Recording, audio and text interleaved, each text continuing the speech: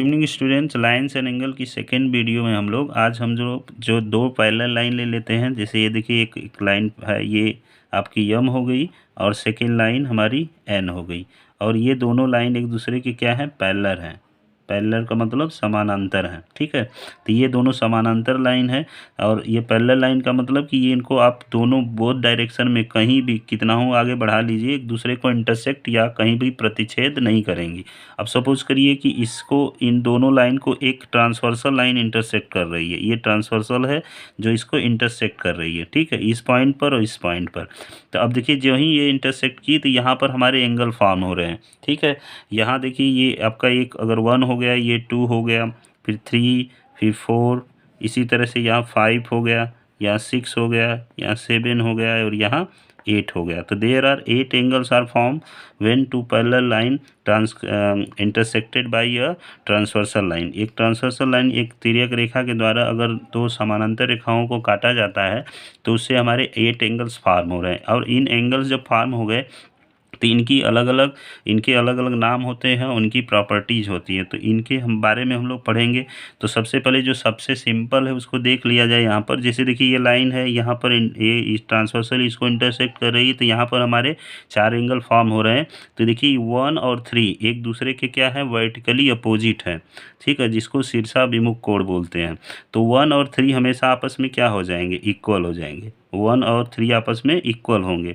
जैसे अगर ये 60 डिग्री है तो ये भी 60 ही होगा। वैसे ही 2 और 4 इक्वल होंगे, तो 2 इज इक्वल टू हमेशा क्या होगा, 4 होगा, क्योंकि ये वर्टिकली अपोजिट एंगल है, ठीक है, जिसको शीर्षाभिमुख कोण बोल रहे हैं आप।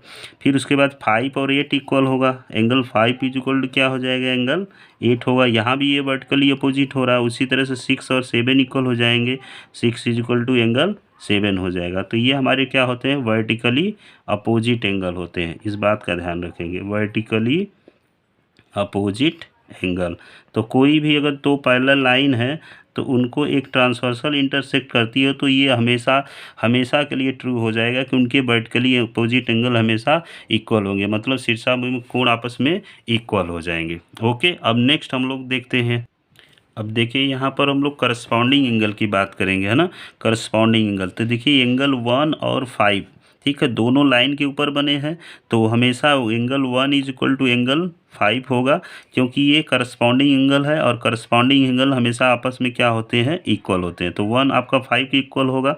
उसी तरह से इसी लाइन के ऊपर 2 बना है, इस लाइन के ऊपर 6, तो ये भी दोनों आपस में करस्पॉन्डिंग होंगे, तो 2 इज इक्वल टू एंगल 6 हो जाएगा, ठीक है। फिर हम लोग नीचे की तरफ आते हैं। अभी ऊपर की बात की, देखिए 4 है जस्ट लाइन के नीचे है और 8 है, ये भी जस्ट लाइन के नीचे है, तो एंगल 4 हमेशा एंगल 8 के इक्वल होगा।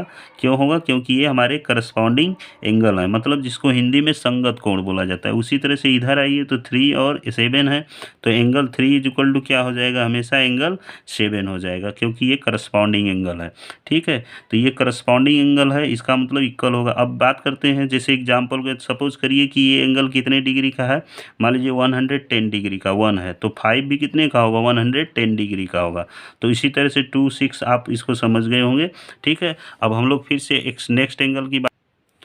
तो देखिए अब हमारी दोनों लाइन पैरेलल हैं, तो हम लोग next angle alternate interior angle की बात करेंगे, मतलब एकांतर कोण, इसको हिंदी में क्या बोलते हैं, एकांतर कोण बोलते हैं, इनकी बात करते हैं। तो इंटीरियर, अल्टरनेट इंटीरियर, तो जैसे देखिए यहाँ पर 4 है तो इसके अल्टरनेट में क्या 6 है, तो हमेशा एंगल 4 हमेशा किसके इक्वल होगा, एंगल 6 के इक्वल हो, क्योंकि ये अल्टरनेट इंटीरियर एंगल है।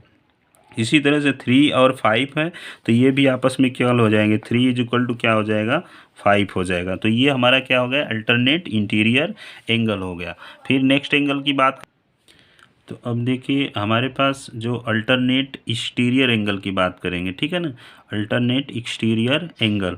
तो यहाँ ध्यान देंगे, जैसे ये एंगल 1 है, ठीक है, तो ये आपका एंगल 7 है, तो एंगल 1 एंड 7 अब ये इक्वल नहीं होंगे, ये ध्यान रखना है कि इसके पहले हम लोग करस्पॉन्डिंग और अल्टरनेट इंटीरियर की बात कर रहे थे तो इक्वल थे, लेकिन हम लोग केवल बात करेंगे अल्टरनेट एक्सटीरियर एंगल की। जो एंगल 1 और 7 ये अल्टरनेट एक्सटीरियर एंगल होंगे। उसी तरह से एंगल 2 और 8 क्या हो जाएंगे, अल्टरनेट एक्सटीरियर एंगल हो जाएंगे। ठीक है, तो अल्टरनेट एक्सटीरियर एंगल ये दोनों हो जाएंगे, जो ये 1 है और ये 7 है, उसी तरह से 2 और 8 है, क्योंकि एक्सटीरियर में है, ये बाहर है, मतलब बाह्य कोण है, ये भी बाह्य है, ऊपर है, नीचे लाइन के इधर ये है 7, तो अल्टरनेट की बात कर रहा है तो इधर होना चाहिए और ये इसके लाइन के इधर है, तो इसलिए 1 और 7 हमारे अल्टरनेट एक्सटीरियर एंगल हैं, 2 और 8 भी अल्टरनेट एक्सटीरियर एंगल हैं। ठीक है, हाँ इस बात का आप ध्यान रखेंगे कि ये इनकी वैल्यू आपस में इक्वल नहीं होती है, जैसे 1 = 7 नहीं लिख सकते। ठीक है, ठीक है, तो ये ध्यान रखेंगे। हाँ, इनका सम सप्लीमेंट्री एंगल के इक्वल हो सकता है,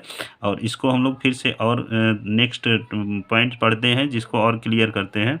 ओके, अब देखिए interior angle on the same side of the transversal. ठीक है, अब ये नेक्स्ट एंगल के बारे में बोलते हैं कि interior angle on the same side of the transversal कौन कौन है। तो देखिए इंटीरियर होने चाहिए, तो देखिए 4 और 5 इंटीरियर हैं, और same side of the transversal, transversal है इसकी सेम साइड के इधर ही हैं दोनों, तो एंगल 4 और 5 क्या है, इंटीरियर एंगल है, और जो सेम साइड ऑफ ट्रांसवर्सल है एंगल 4 एंड 5। अब यहाँ पर इनकी ये प्रॉपर्टी होती है कि एंगल और 4 और 5 को अगर आप ऐड करेंगे ये इक्वल नहीं होंगे, ये भी इक्वल नहीं होंगे, लेकिन एंगल 4 + 5 करेंगे तो ये सप्लीमेंट्री एंगल के इक्वल होते हैं, मतलब इनका सम 180 डिग्री हो जाएगा।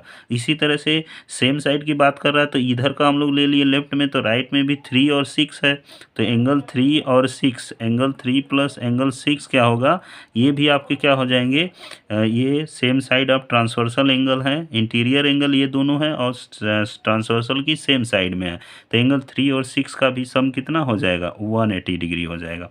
ठीक है, तो ये ये कुछ था इनके बारे में। और देखिए जो interior angle same side of transversal होते हैं उनका अदर नाम भी होता है, इनको कॉन्स्टिट्यूटिव इंटीरियर एंगल बोलते हैं, कॉन्स्टिट्यूटिव इंटीरियर एंगल बोल सकते हैं, फिर या फिर को इंटीरियर एंगल बोल सकते हैं, या फिर इनको अलाइड एंगल बोल सकते हैं। ठीक है, ALLIED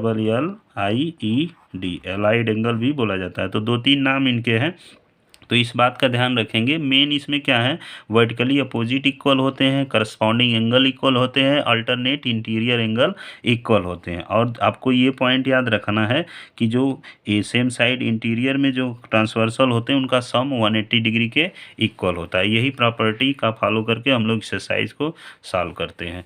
ओके, थैंक यू।